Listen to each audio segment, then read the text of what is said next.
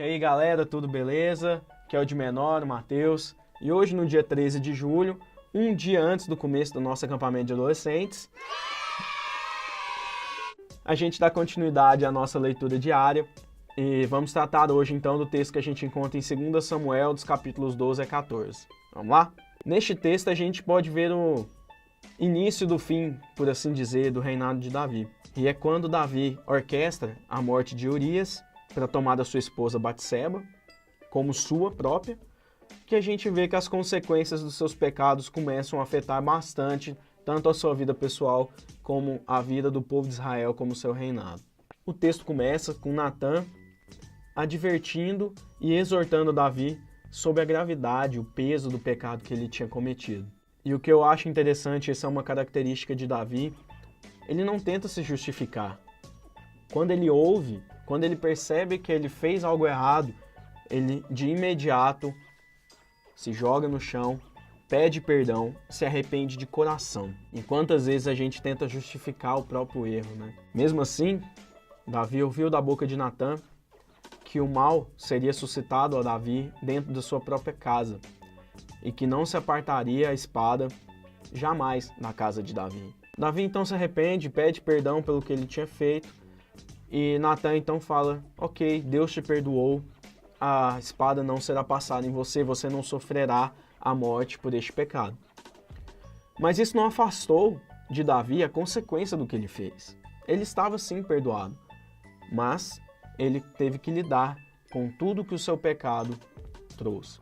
A primeira consequência, então, foi que o Espírito de Deus adoeceu o filho que Davi tinha tido com Batseba. Quando seu filho adoece, Davi então se joga no chão em adoração, em pedindo clemência, pedindo misericórdia a Deus, jejua e ora.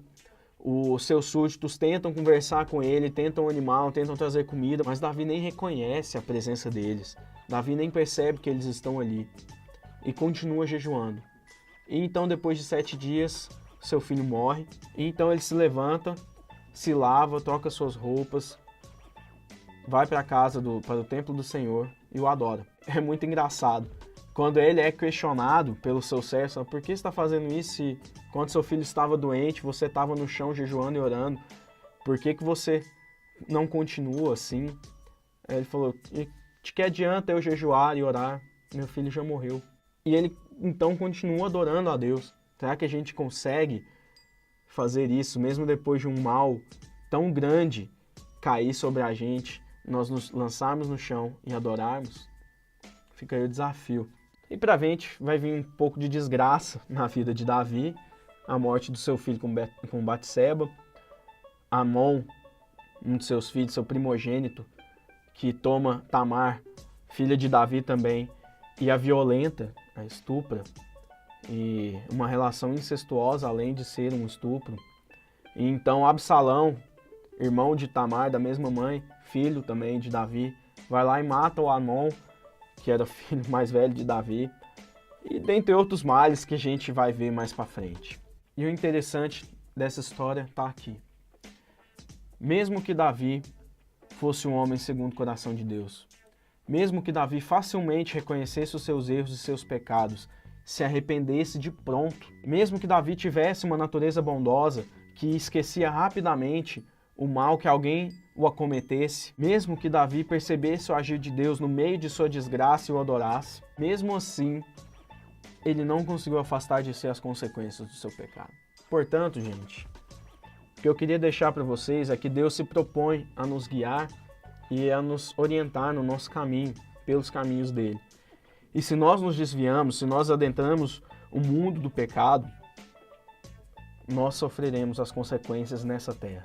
Mesmo que nós possamos nos arrepender e pedir perdão a Deus, as consequências deste pecado ainda vão ecoar pelo mundo humano. Tenhamos então isso sempre em mente, que saibamos que os nossos pecados geram consequências e que a libertação não nos livra dessas consequências, mas que Deus é tão misericordioso que além de nos purificar e nos perdoar, Ele ainda nos ajuda a lidar com estes problemas. É isso aí, galera. Valeu, continuemos firmes. E depois do acampamento tem mais. Nos vemos semana que vem. Valeu! E aí? Já leu a Bíblia hoje?